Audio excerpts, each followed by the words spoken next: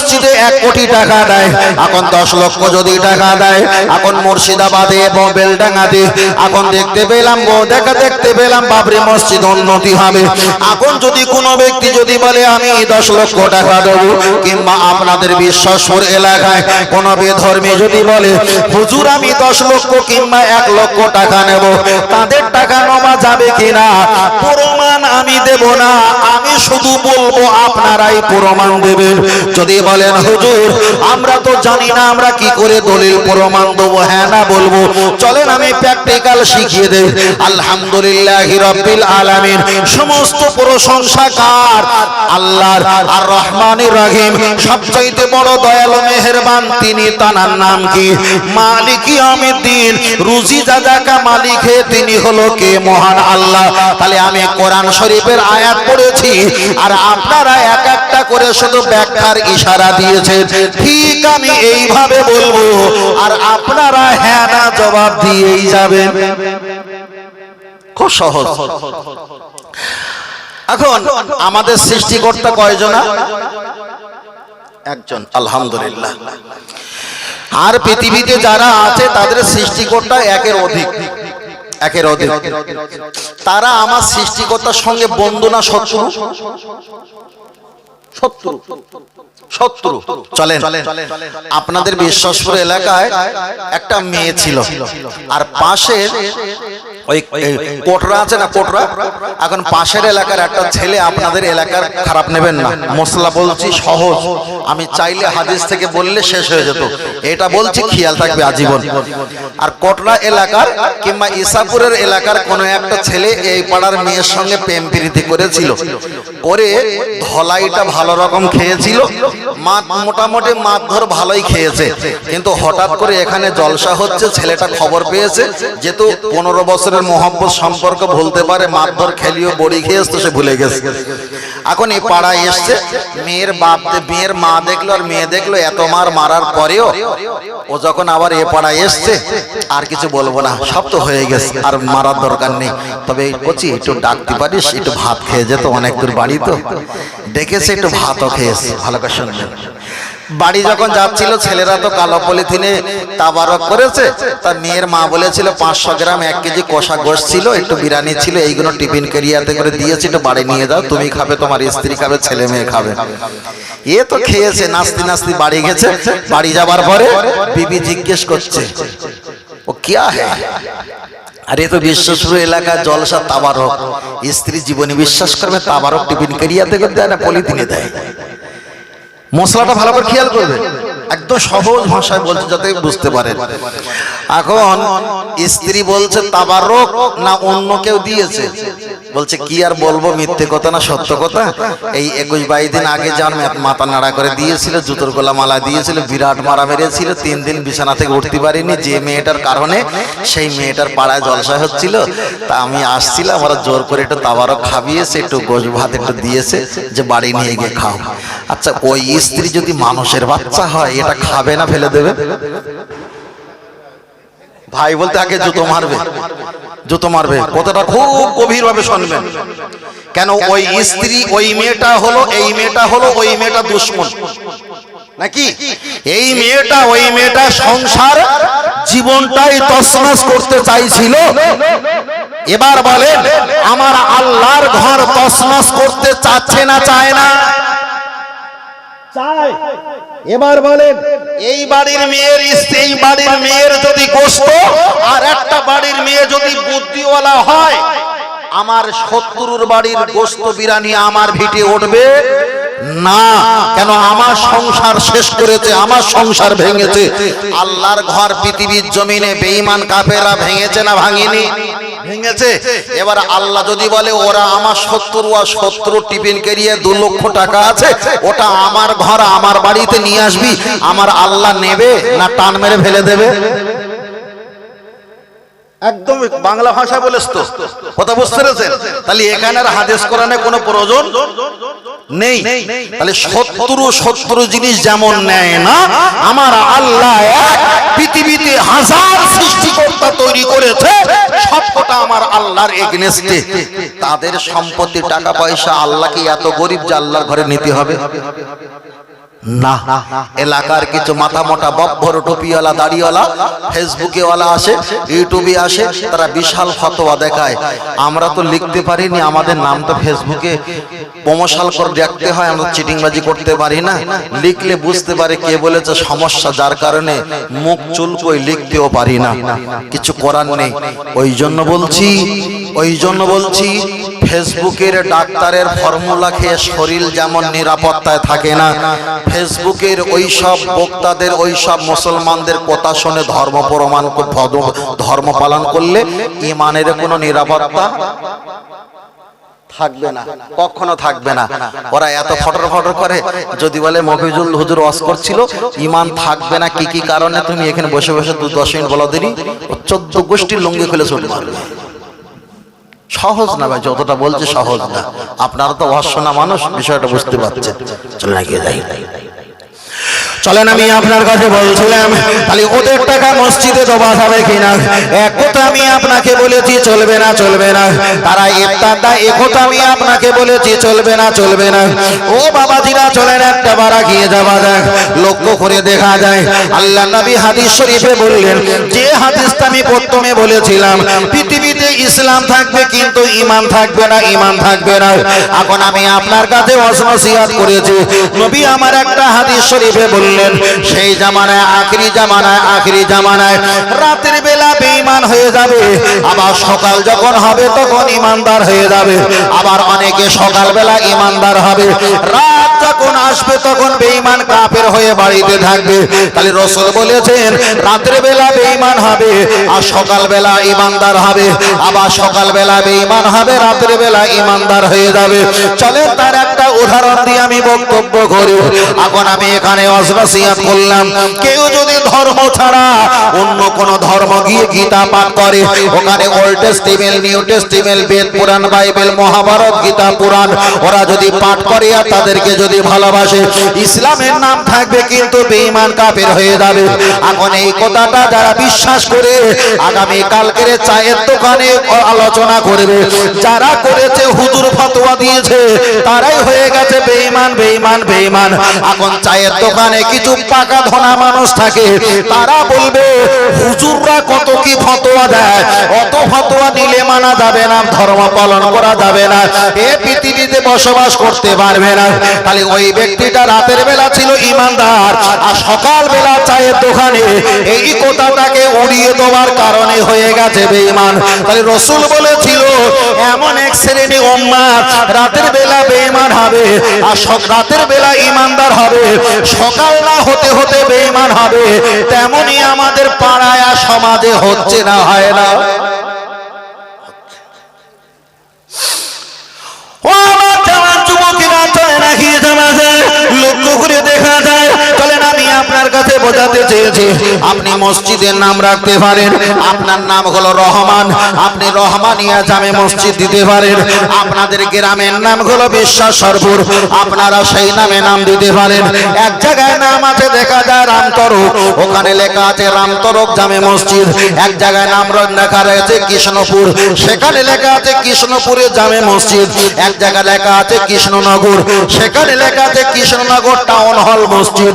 আর এক জায়গায় যাবে রামপুর, সেখানে যাবে দেখা যায় রামপুর জামে মসজিদ।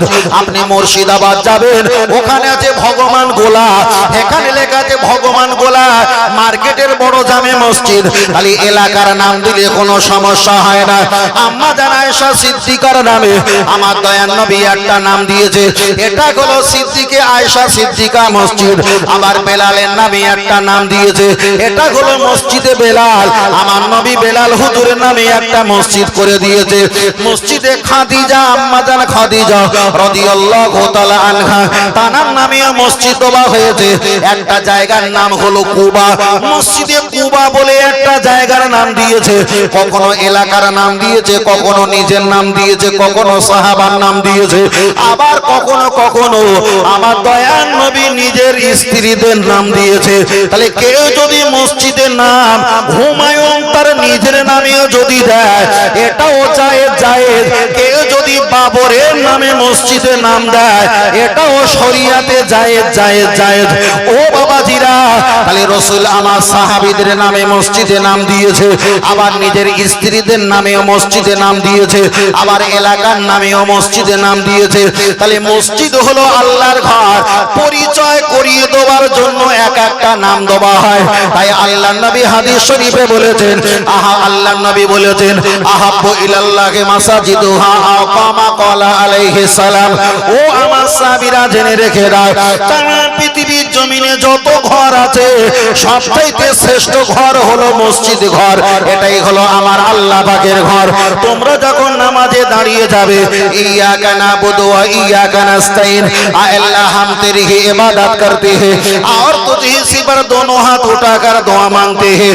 তোমরা আল্লাহর ইবাদত করবে, আল্লাহর কাছে সাহায্য চাইবে। ওয়াসজুদু লিল্লাহ, তোমরা আল্লাহর ঘরে সিজদা দেবে। এই সিজদা ইমাম সাহেবের পায়ের কাছে পড়তে পারে, এই সিজদা মুসল্লির পায়ের কাছে পড়তে পারে, এই সিজদা মসজিদের একটা পিলিয়ারের গোড়ায় পড়তে পারে। কিন্তু রাসূল জানিয়েছেন তোমাদের সিজদা আমার আল্লাহর কুদরতি পায়ের কাছে হাজির হয়ে যায়। আর একটু জোরে বলেন সুবহানাল্লাহ। আমার দয়ার নবী হাদিস শরীফে বলেছেন, মাম্মানা লিল্লাহি মাসজিদান বানাল্লাহু লাহু বাইতান ফিল জান্নাহ আও কামা ক্বালা আলাইহিস সালাম। কেউ যদি মসজিদে টাকা দিয়ে, শ্রম দিয়ে, অর্থ দিয়ে, বিবেক দিয়ে, সহযোগিতা দিয়ে 1 কোটি 10 কোটি 10 লক্ষ 2000 5000 একটা ইট কিংবা আধখানা ইট কিছুই যদি না দিতে পারে, দিমাগ আর বুদ্ধি দিয়ে যদি সহযোগিতা করে, আল্লাহ নবী হাদিস শরীফে বললেন মান বানা লিল্লাহি মাসজিদান বানাল্লাহু লাহু বাইতান ফিল জান্নাহ, আমার আল্লাহ তাকে জান্নাতে দেবে। আর জান্নাতের ভিতরে আমার আল্লাহ কুদরতি হাত দিয়ে স্পেশাল আর একটা জান্নাতি ঘর বানিয়ে দেবে। আর একটু জোরে হবে না? এবার চলে, এখানে ছেলেরা জলসা দেয়। আজকের হয়তো ছেলেদেরকে কেউ বলিনি, আমি মফিজুল বলে গেলাম। 10 বছর পরে হয় একটা কথা আপনাদের বলবে। কি বলবে? প্রতি বছরে জলসা দাও, নামাজি হয় না, মুসল্লি হয় না, কিছুই হয় না। 1 বছর 2 বছর জলসা বন্ধ করে দিয়ে তোমরা রক্তদানের ব্যবস্থা করো, রক্ত শিবির করো। কথা বুঝতে পেরেছেন? তাহলে যে লোকটা রক্তদান, রক্ত শিবির কথা আলোচনা করেছে, ওই লোকটার বাড়ির চাঁদা চাইতে গেলে গিরিলা দরজা জানালা বন্ধ করে এসির হাওয়া খেয়ে ও হারাম করে শুয়ে থাকে। কথা বুঝতে পেরেছেন? আর সে 10 বছর পরে এসে বলবে তোমরা রক্তদান শিবির করো, রক্তদান শিবির করো। ফের বলছি, রক্তদান শিবির করা জায়েজ, কিন্তু 100-র ভিতরে 95টা শুধু থুড়ুকি ব্যবসা চলছে। 100-র ভিতরে 95টা শুধু ব্যবসা চলছে। কিন্তু হানাফি মাযহাবের মাসলা অনুযায়ী আপনি রক্ত নিতে নাও পারেন, রক্ত নিতে নাও পারেন। আমি যে বলছি না যে রক্ত দান করা যাবে না, রক্ত নেওয়া যাবে না, এটা বলছি না। এক একটা মাসলা অনুযায়ী এক একটা ভাগ। তবে আপনি যদি বলেন আমি রক্ত শূন্যতায় ভুগছি, আমি অপরের রক্ত আমার শরীরে নেব, আপনি যদি বলেন যে হানাফির ফতোয়া মেনে চলবো, আমি কারো রক্ত নেব না, আল্লাহ এতে বাঁচিয়ে রাখুক আর মারে মেরে দেখ, আমার যায় আসে না, এটা মাসলা অনুযায়ী আপনি না নিতে পারেন, আপনার জোর করা যাবে না। শুধু রক্ত আমাদের প্রয়োজন আছে আছে আছে। বিশেষ করে কিছু কথা বললে তো মাইকে তো আবার কে কি শোনে, কে কি বলবে, সে এক সমস্যা।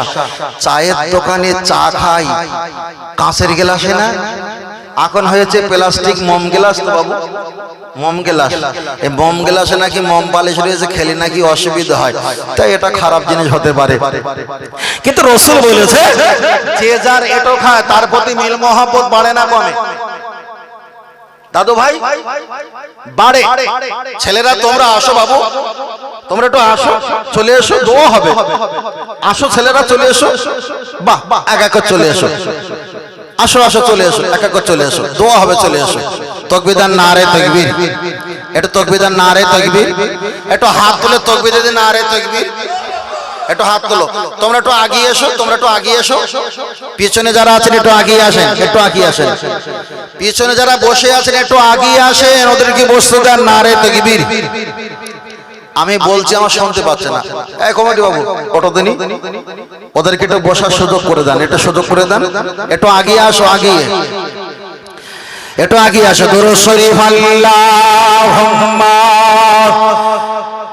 আগিয়ে আসেন, আগিয়ে আসেন। অল্প সময় দোয়া করে দাও। বসো বাবু, একটু বসো, বসে পড়ো, কষ্ট করে বসে পড়ো, গায়ে গায়ে বসো, ঠান্ডার সময়। ওয়া আলা আলি,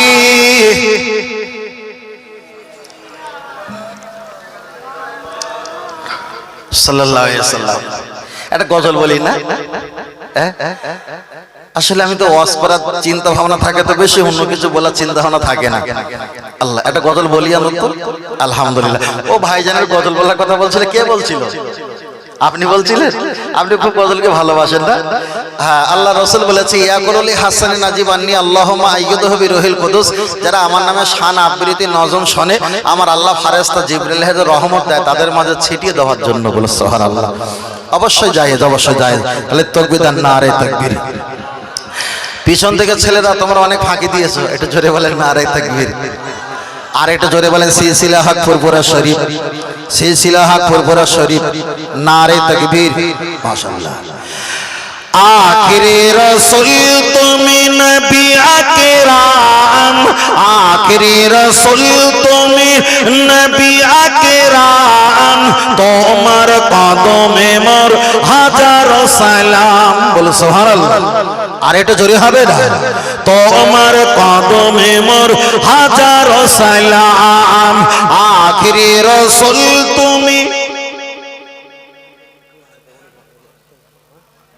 তো কিছু বলিস তো আগে, এই বগল ছিল। আর আমি নেমে যা, কিয়ামত পর্যন্ত তুই আসবি, যা নেমে যা। মাশাআল্লাহ বলি না, ওদেরও প্রয়োজন থাকে, কিছু করার নেই। আল্লাহ। আখিরি রাসূল তুমি নবী আকরাম, তোমার কদমে মোর হাজারো সালাম, তোমার কদমে মোর হাজারো সালাম। বনের হরিণ আসমান জমিন সবাই তোমায় চিনেছে, ওই আকাশের মেঘমালা ছায়া তোমায় করেছে। মিশকে আতর যার গায়ের ওই ঘাম, মিশকে আতর যার গায়ের ওই ঘাম, তোমার কদমে মোর হাজারো সালাম, তোমার কদমে মোর হাজারো সালাম। আখিরি রাসূল তুমি নবী আকরাম, আখিরি রাসূল তুমি নবী আকরাম, তোমার কদমে মোর হাজারো সালাম, তোমার কদমে মোর হাজারো সালাম। আবু বকর উসমান ওমর সবাই তোমায় দিবানা, গরম পাথর বুকে বেলাল কিন্তু নবীজিকে ভোলে না। অন্তরে গেঁথেছিল নূর নবীর নাম, অন্তরে গেঁথেছিল নূর নবীর নাম, তোমার কদমে মোর হাজারো সালাম। একটু জোরে বলে সুবহানাল্লাহ। আর একটু জোরে বলে, তোমার কদমে মোর হাজারো সালাম। আখিরি রাসূল তুমি নবী আকরাম, তোমার কদমে মোর হাজারো সালাম। বোরাক চড়ে দয়ার নবী মিরাজে গিয়েছে, পায়ের ধুলায় আল্লাহর আরশ ধন্য সেদিন হয়েছে। জান্নাতের রুমে রুমে লেখা নবীর নাম, জান্নাতের রুমে রুমে লেখা নবীর নাম, তোমার কদমে মোর হাজারো সালাম, তোমার কদমে মোর হাজারো সালাম। আখিরি রাসূল তুমি নবী আকরাম, আখিরি রাসূল তুমি নবী আকরাম, তোমার কদমে মোর হাজারো সালাম, তোমার কদমে মোর হাজারো সালাম। নারে তাকবীর, নারে তাকবীর, নারে তাকবীর, নারে তাকবীর। আল্লাহ কবুল করেন, বলেন আমিন। আর একটু জোরে হবে না? আর একটু জোরে হবে না? তাহলে আর 15 মিনিট বাকি আছে না?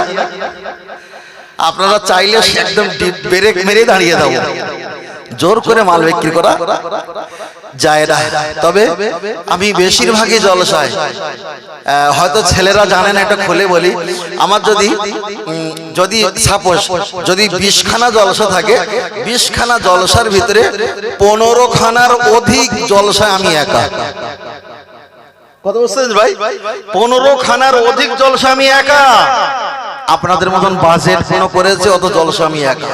কারণ কি না হুজুর, আপনি শুধু মশলা মশাইলার ফতোয়া শুধু বলে দেন, 2 ঘন্টার জায়গায় 3 ঘন্টা, আর কারোর প্রয়োজন নেই। আপনার কাছ থেকে 30টা পিপাসা আমরা পেয়ে যাব। তবে সময় দিয়ে 1 কেজি মুড়ি আর 200 গ্রাম চানাচুর, তবে নাম হবে মুড়িয়া চানাচুর, ওরম খাওয়া খেয়ে দরকার নেই। কথা বুঝতে পেরেছেন? আধা ঘন্টা হবে দরুদ শরীফ, আধা ঘন্টা হবে কলেমা শরীফ, আধা ঘন্টা হবে খুতবা, আধা ঘন্টা হবে সালাম কিয়াম, আর মাত্র 40 মিনিট থাকবে। আর কি পাবে তাতে? কথা বুঝতে পারছেন? ওই জন্য বলছি, যতক্ষণ বক্তব্য করি 2-5 মিনিট 10 মিনিট গল্প করি, সেই গল্পটাও প্রয়োজন। তারপরে এক একটা বিষয় বলি। আমি যে আপনাদের কাছে যে বিষয়গুলো বলছি, এগুলো কি 1 বছর বলেছিলাম? না, বলিনি। আমি তো খাতা দেখে এসেছি, বলিনি। আবার পরে যদি আল্লাহ নিয়ে আসে আসি, আবার ভিন্ন বলবো, এটাও বলবো না। তাহলে কি হবে? প্রতিদিন প্রতিনিয়ত আমরা আপডেট পাবো, আপডেট। একই আজ আমরা 26 বছর করব। চলেন অস করব। আর একটা কি বলছিলাম, যে ওই চায়ের দোকানের কথা বলছিলাম, ঈমান চলে যায়, তাই না? ঈমান চলে যায়। দেখবেন যে যার এটো ঝুটা খায়, তার প্রতি মিল মোহাব্বত বাড়ে না কমে? বাড়ে। হাদিস বিবরণ, হাদিস তার বিবরণ। চলেন, আম্মা জান আয়েশা সিদ্দিকা রাদিয়াল্লাহু তাআলা আনহা, তিনি খানা খাচ্ছিলেন, আর তোয়ামু খাদ্য খাচ্ছিলেন। আমার নবীও খাচ্ছিলেন। লাহামুন, আরবিতে গোশত বলা হয়, লাহামুন গোশত। আমরা যে ঝোল বলি, এটা সুরা বলে না, এই আরবিতে নাম হলো সুরাবা, মানে সুরা। যাই হোক, এখন এই গোশত রাসূল চিবিয়ে চিবিয়ে খাচ্ছিলেন, হাড্ডিগুলো চুকচুক করে চুষে খাচ্ছিলেন। আম্মা জান আয়েশা সিদ্দিকা দেখলেন, রাসূল যখন একটু নিচে রেখে দিলেন দস্তরখানায়, আম্মা জান আয়েশা সিদ্দিকা তিনি হাতটা নিয়ে ওই গোশতের হাড্ডিটা চুকচুক করে চুষে খাচ্ছিলেন। নবী বললেন, আয়েশা তুমি এতটা লোভী? এটা যুক্তির খাতিরে বলছি। তুমি যদি খাবার মন চাইতো, আমি তোমাকে আস্ত লাহামন গোশত টুকরা দিতাম, তুমি কেন হাড্ডি চিবাও?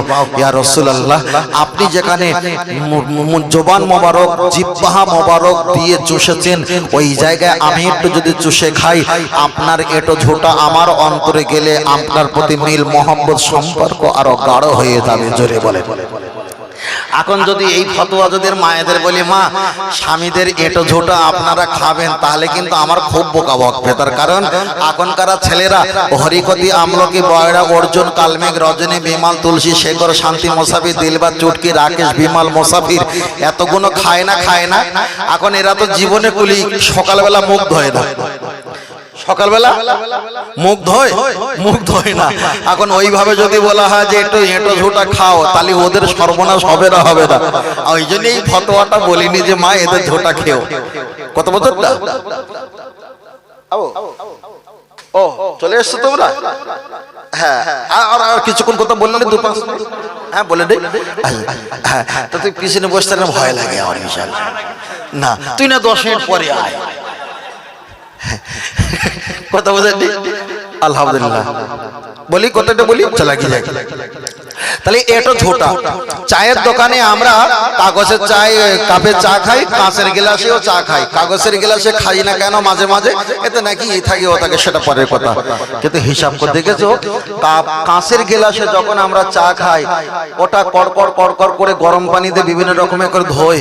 এই যে হাজার হাজার মানুষ, একটা দোকান 20 বছর 25 বছর 10 বছর ধরে চলছে, হাজার হাজার মানুষের এঁটো ঝোটা আছে, আমরা সেই জায়গায় মুখ লাগিয়ে খাই বলে আমাদের সম্পর্কটা সকাল হলে দই দোকান মুখো, বিকাল হলে দোকান মুখো, এটা হলো ঝোটা খাবার রিয়াকশন। চলেন আর একটু ছোট করে বলি। আমার বাইকে একটা ছেলে বসেছে, বলছে হুজুর একটু সামনের মোড়ে গিয়ে নেমে যাব। আমি গাড়ি চালাচ্ছি, ও ছেলেটা বসেছে। হতে হতে ওর সাথে দেখা হয়েছে একজনা, হুজুর একটুখানি দাঁড়ান নেমে যাই। নেমে গেছে। পরে শুনলাম নেমে গেলি কেন? না হুজুরে বিড়ি খাচ্ছিল, যে একটু আগুন নেবো, ঠান্ডার সময় একটু খাবো। যে বিড়ি খায়, বিড়ি যাবার ধরায়, এ ওকে টান মেরে দেয়, ধরে গেলে দেয়। এই ঝোঁটা এঁটো থাকে না, থাকে না। তাহলে এর প্রতি মিল মহব্বত ঝোঁটা খেয়েছিল বলে আমি হুজুর গাড়ি চালাচ্ছি, আমার গাড়ি থেকে নেমে গেছে। নেমে গেছে একটাই কারণ, এই ঝোঁটা খাবার রিয়াকশনের মহব্বতে। অনেকে গাঁজা খায়, আপনাদের এলাকার ছেলেরা তো গাঁজা খায় না, এখন গোগো উঠেছে, গাঁজার ভোগতে ভাই গোগো উঠেছে। যাই হোক, এলাকার ছেলেরা খায় না। দেখবেন গাঁজা যারা খায়, চারকোনা কাপড় থাকে আর কলকে দিয়ে আগুন দেয়, শটান মেরে বলছে ভাইপো ধরো, আদৌ কিন্তু ভাইপো হয় না। মামা ধরো, চাচা ধরো, বড় ভাই ধরো।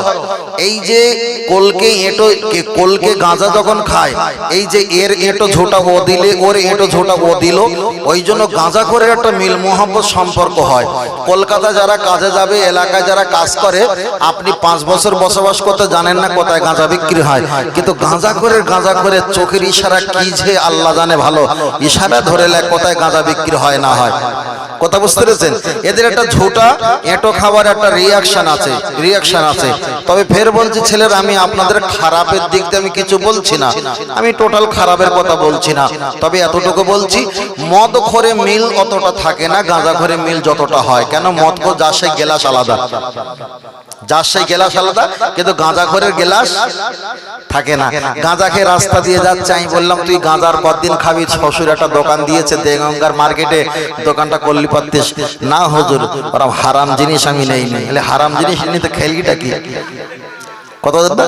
ওই জন্য বলছি বাবা, ছেলেরা যারা আছো, আমি সতর্ক করে বলছি, আপনারা খেলবে এগুলো খাবেন না, এগুলো করবেন না। আর বিশেষ করে যারা ফ্রি ফায়ার পাবজি খেলা করে, 1 বছর বলেছিলাম, তবু ছোট করে বলছি, ফ্রি ফায়ার পাবজি প্লিজ এগুলো খেলবেন না। ফ্রি ফায়ার পাবজি যারা খেলা করে, এরা হয়তো মনে করে যে আমরা খুব ভালো আছি। না, ফ্রি ফায়ার পাবজি খেলা করলে আমার মুখের জবানের কথা লিখে রাখেন, 5 বছর পালন হয় তাও হবে। বেশিরভাগ 10% ভিতরে 70% ফ্রি ফায়ার খেলা ছেলেরা বাপ মায়ের ভাত দেবে না। যদি বলেন লজিক বলছি, যারা 24 ঘন্টা খেলা করে, একে মারে ওকে মারে, খোঁজে মারে, কোথায় গাছে কোথায় বিল্ডিং এ কোথায় ঝাঁপ দিয়ে মারে, মেরে ওদের হৃদয়ের অন্তরটা কঠোর হয়ে গেছে। মা ফোন করলে ফোন কেটে দেবে, বাপ ফোন করলে যাচ্ছি বলে রাজ দেখিয়ে ফোন কেটে দেবে, ভাই ফোন করলে যাচ্ছি বলে ফোন কেটে দেবে। হৃদয়টা অন্ধকার কালা হয়ে গেছে, কথাবার্তা কর্কশী ভাব থাকে, কোনো রসকস আন্তরিকতার সঙ্গে কথাবার্তা থাকে না। আমি সেই বলছি, 70% এরা বাপ মায়ের ভাত দেবে না। এরা রাতের অন্ধকারে থাকে না, অন্ধকারে বেশি থাকে, আলোয় এরা থাকে না। নরম জায়গায় বসে না, যেখানে কারেন্টের পোস্টার ভেঙে পড়ে গেছে, তাল গাছ নারকেল গাছ, সেখানে খোঁটো জগন্নাথের মতো বসে খেলা করে। এদের যদি প্রস্রাব লাগে সন্ধ্যায় 5টা, সেই প্রস্রাব করে রাত 3টায়। মা যদি দেয় এতটা ভাত, এরা খায় এতটা ভাত। এদের অবস্থা খুব খারাপ, এদের গোলা গোনা শুরু হয়ে গেছে, পেটটা নাটা মল্লিকের মতো হয়ে গেছে। আর একটা কথা না বললে নয়, তবে বলবো না, প্রতি বছরে তো আসি। এদের বাংলার ইংরাজি হিন্দি মিশিয়ে বলছি, এদের বাগাল মেয়ে চুল ইতনা বড় বড় হ্যায়। তাহলে বগলের চুল যদি এত বড় বড় হয়, তাহলে আলমারিতে যদি এই হয়, তাহলে শোকেশের কোলে আবার হাসে আবার কি অবস্থা। আমি ছেলেদেরকে বলবো, সোনা ভাই, তোমরা আমাদের ভবিষ্যৎ, আমার ধর্মের ভবিষ্যৎ, ইসলামের ভবিষ্যৎ, তোমরা এগুলো করে সময় কাটাবে না। আর যদি বিয়ে করার পর যদি আমাদের নাতিপোতা না হয়েছে, তাহলে কিন্তু ঠ্যাং একটাও রাখবো না। কথা বুঝতে পেরেছো? নাতিপোতা যদি না হয়েছে, ঠ্যাং একটাও রাখবো না। বৌমা বাবার বাড়ি গিয়ে যদি বলে আব্বা আমি যাব না, তখন অবস্থা খারাপ হয়ে যাবে। আপনি হয়তো মনে করবেন যে হামসে বাড়া কই নেই হে, কিন্তু আপনার অবস্থা খুব করুণ, যা কারো কাছে গল্প করাও যাবে না। আমি হাত জোড় করে বলছি, কথাটা জলসায় বলাটা কেমন মানিয়েছে জানি না, আমাকে ক্ষমা করবেন। তবে এটাই ছিল আমাদের প্রজন্মিত ছেলেদের জন্য একটা সুখবর। কথা বোঝাতে পেরেছি? আল্লাহ আমাদের হেফাজত করেন, বলুন আমিন। আর একটা সকলে বলেন আমিন। তাকবীর দেন, নারে তাকবীর। পিছনে তকবীর দেয় না, আমরা মনে করে কাল থেকে তাই নামাজ পড়তে হবে। হ্যাঁ বাবু, টেনশন করছিস কেন? নারে তাকবীর, আর একটু জোরে বলেন নারে তাকবীর। একটু জোরে তাকবীর দিতে হবে, ঠান্ডার সময় না, গরম বার হবে, তাবারক হয়ে গেছে তো, মাশাআল্লাহ, আলহামদুলিল্লাহ।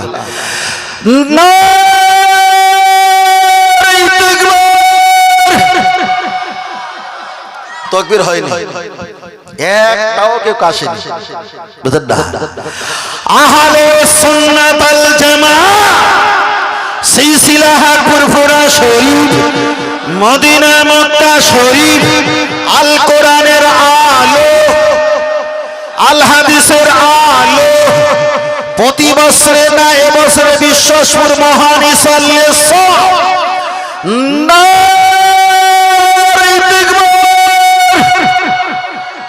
মোটামুটি জীবিত আছে, তাই না? আলহামদুলিল্লাহ। তাহলে আমরা সালাম কিয়াম করবো তো বাবু?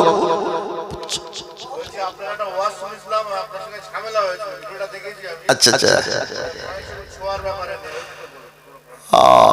ও মুর্শিদাবাদ হয়েছিল না ওটা মনে হচ্ছে।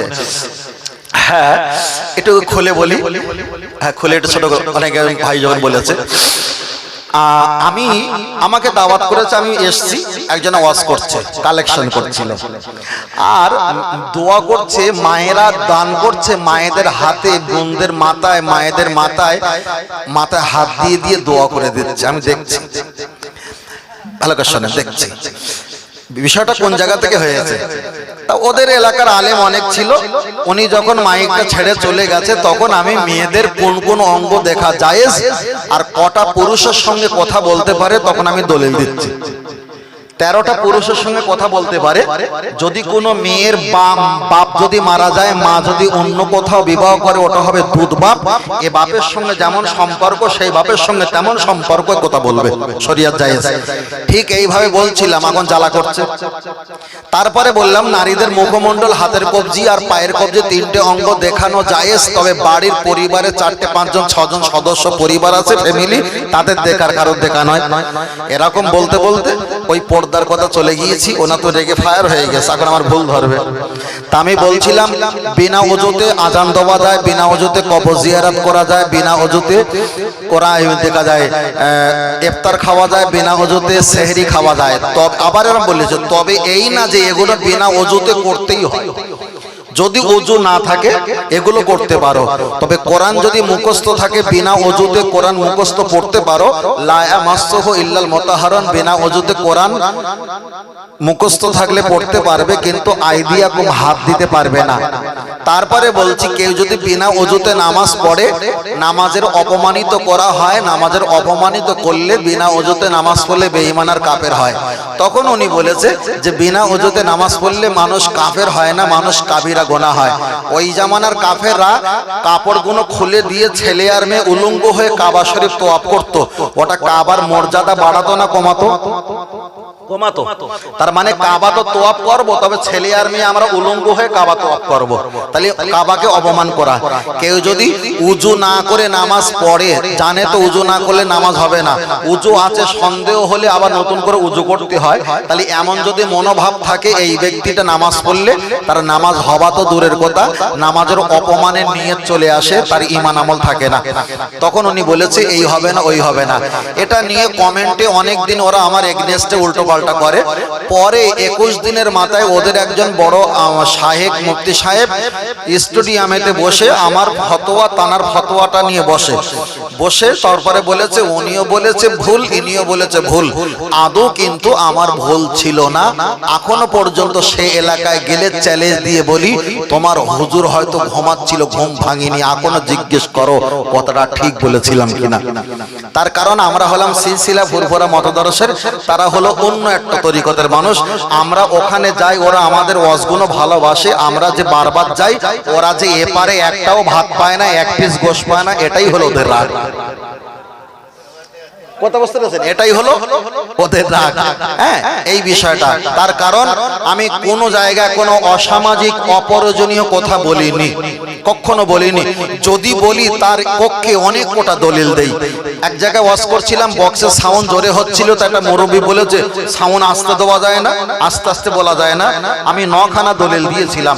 ইসরাফিল আলাইহিস সালাম যখন মাইকে বাঁশে যখন সিঙ্গা দেবে, ফুঁক দেবে, ফুঁক দিলে কিয়ামত হবে, ফুঁকের আওয়াজটা বাঁশির আওয়াজটা আস্তে হবে না জোরে হবে? জোরে হবে।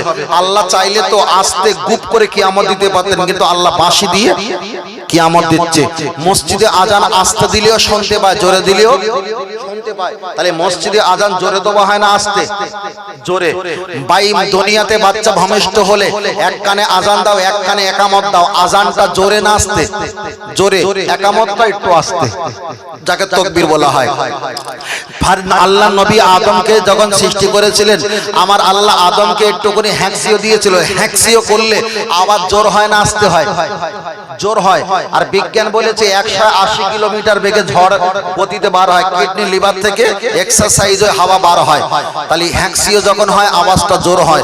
আর একবার হ্যাঁকসিওতে 22 হাত লম্বা নবী আদমকে আল্লাহ মুহূর্তের মতো লম্বা করে ফেলেছে। তাহলে আওয়াজ দিয়ে না আওয়াজ ছাড়া? আওয়াজ দিয়ে। ইমাম সাহেব যখন নামাজ পড়াবে, নামাজ ভুল হলে পিছন থেকে চুপ করে থাকবে না কেরাত কোন আল্লাহু আকবার কিংবা সুবহানাল্লাহ কোন কেরাত বলে দেবে, একটা আওয়াজ দেবে? তাহলে চুপ করে থাকবে না। মসজিদের জামাত লম্বা হলে যদি 10 লাইন কাতার হয়, পিছনে একটা মোকাব্বেল দেওয়া হয় না? হয় না? মোকাব্বেল আস্তে আল্লাহু আকবার বলে না জোরে বলে? জোরে বলে। তাহলে ওটা যদি 1000টা যদি জোর যদি ইসলামে জায়েজ থাকে, তাহলে বক্সে আমি দুটো কথা বলছি জোরে, এটা কেন হারাম হবে? হয়তো অনেকে বিষয়টা আমাকে জানে না, যে আর 10টা যেমন বক্তা ওয়াজ করে, ইনিও তেমন ওয়াজ করে। ওরা যেমন কানে হাত দেয়, ইনিও তেমন কানে হাত দেয়। কিন্তু আমি জিনিসটা তো আলাদা। আমার একটা বিষয়ের উপরে 2 ঘন্টা ওয়াজ হয়, যা পশ্চিম বাংলায় বক্তা আছে কিন্তু সংখ্যায় কম। অনেক কথা বলেছি, আর বেজে গেছে 1টা।